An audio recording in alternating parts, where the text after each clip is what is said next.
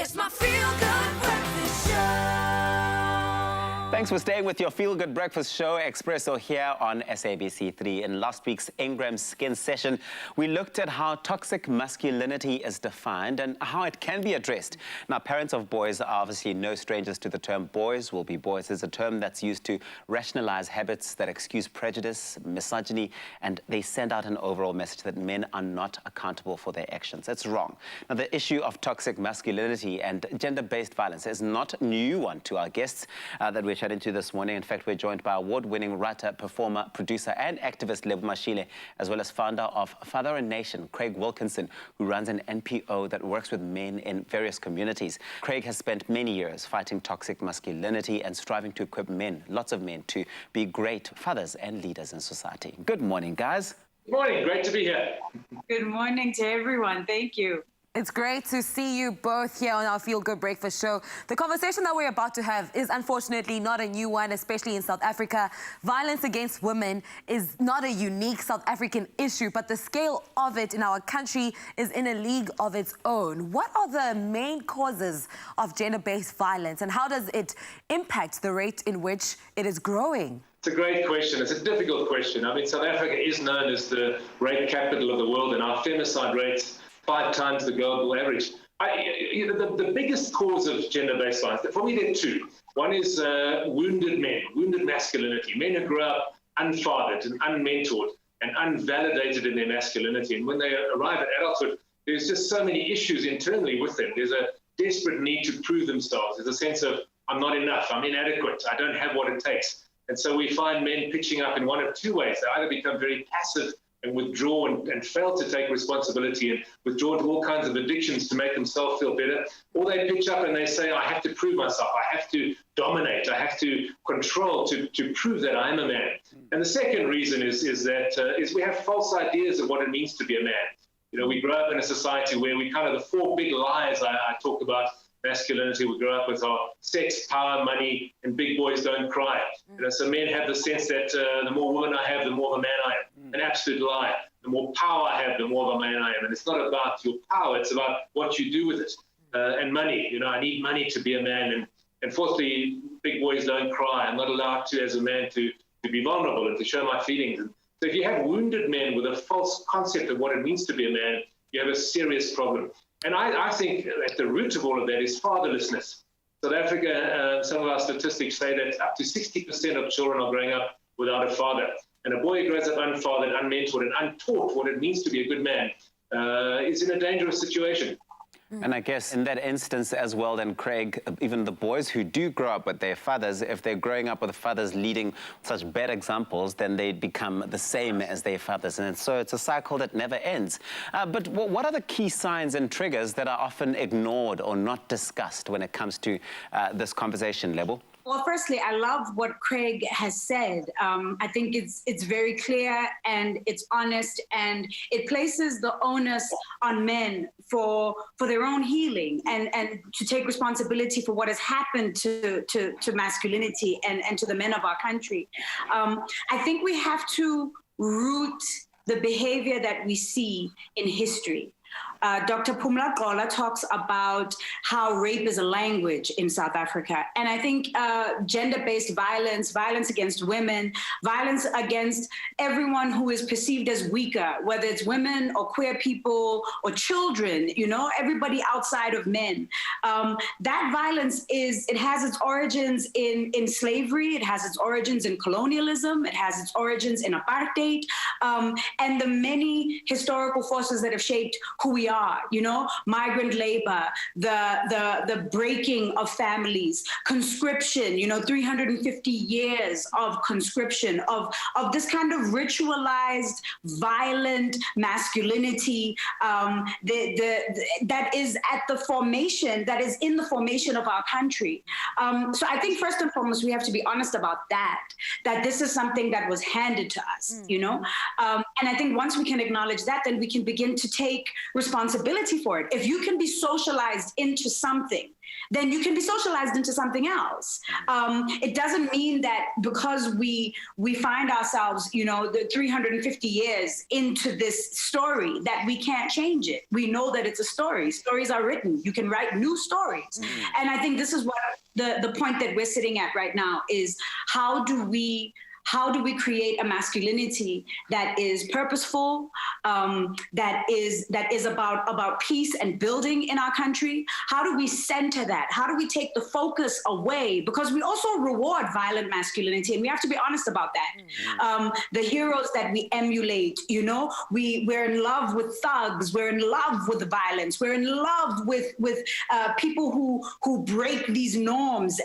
That's the masculinity that we uphold and that we revere, So we also have to question ourselves. Every time we endorse a corrupt politician, every time we venerate a criminal, every time we keep silent when we know that somebody is abusing on the one hand, but is very successful in other parts of their lives, so we keep quiet about what they do over here.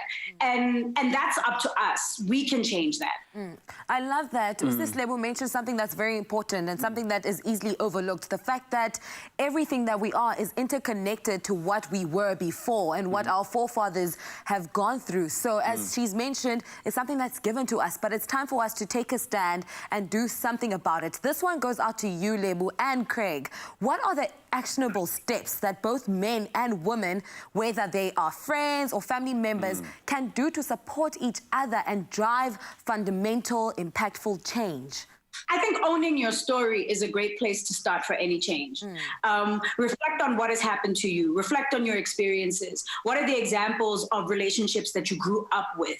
What are the examples of masculinity, of femininity that you grew up with? How did that shape the person that you are? How has that impacted your relationships? These are things that I've been able to explore in my own life because of books or because of therapy, which are also great options as well. I mean, now with the internet, there's so many therapeutic resources that are available online, on YouTube, on different streaming platforms, starting with your own inner personal development. Every change that you see happening on the outside starts on the inside.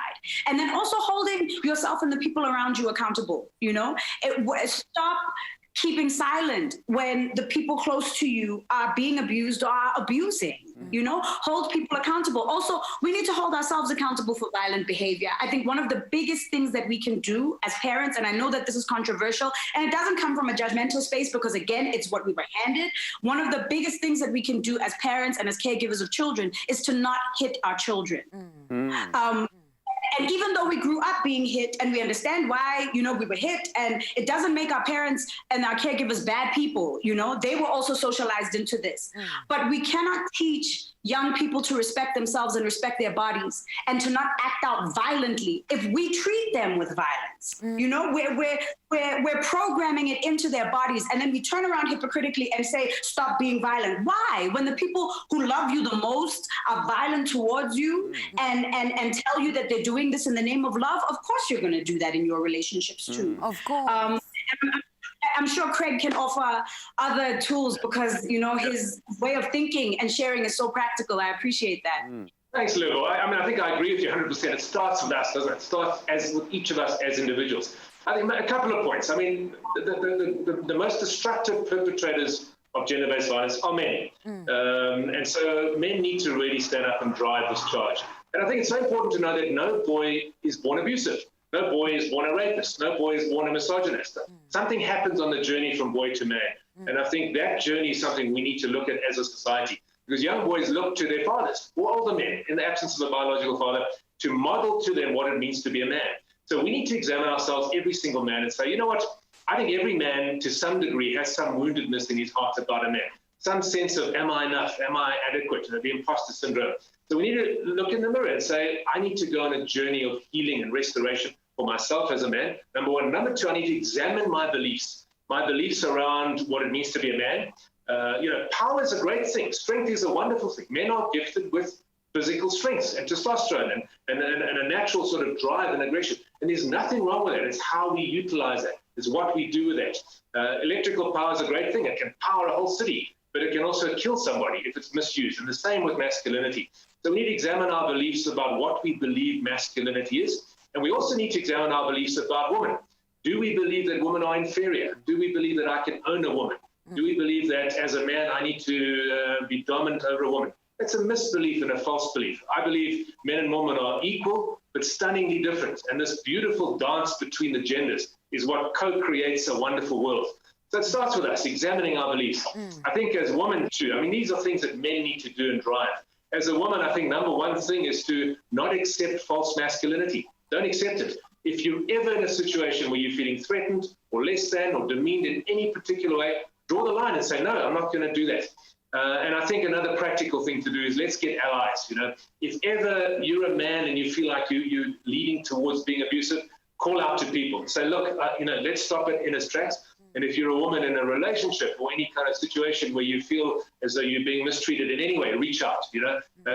Set the alarm, because when we isolate ourselves, we're in trouble. We could go down a very dark road. I love that. But I also do love this message that roots your organization, the Father and Nation Initiative, which includes a free online course, or a range of them that are available on your website, and of course an information booklet out there as well. Craig, please tell us more about these really incredible resources that are available and how we can take a pledge online.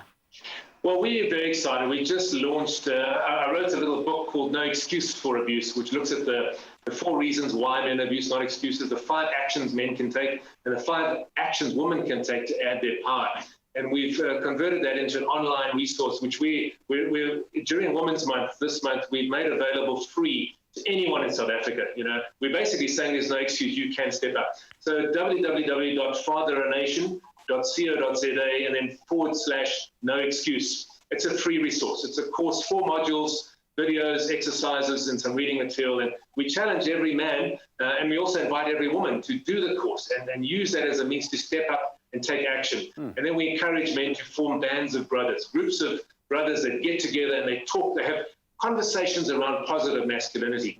For me, the solution to toxic masculinity is healthy masculinity. We don't need to emasculate the whole of men. We need to say good masculinity is a powerful, wonderful thing. And the more men step up and be good men, the less we're going to have toxic masculinity in the world. So thank you. That's a resource available to anyone who wants to take advantage of it. And it sounds empowering. Yes, truly it's so empowering. I love that. This conversation was absolutely wonderful. Thank you, Lebo Mashile and Craig Wilkinson, for joining us this morning. I wish we could have a longer conversation because it's a multi-layered one of which we need to get into each corner, because if you consider women occupying spaces in different industries, they're also faced with these kinds of instances, and we need to know what they can do, to feel safe in saying no, which is what has been encouraged today. Yeah. We took it from history, where it came from. We are taking it now to practical steps in how we can change the narrative and write a new story. Lebo, Craig, thank you so much for joining us. I hope that you have a fantastic Women's Month. By the way, Women's Month